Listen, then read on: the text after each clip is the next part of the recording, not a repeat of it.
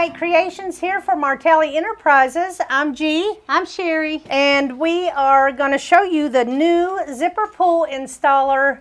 It's so cool.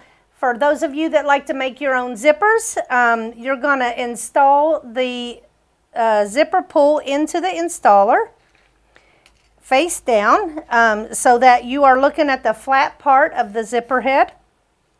We are going to separate the zipper, and then we are going to put it with our zipper tape face down, teeth down, and we're going to just slide it in there and pull the ends, and there is your zipper installed, the zipper pull installed.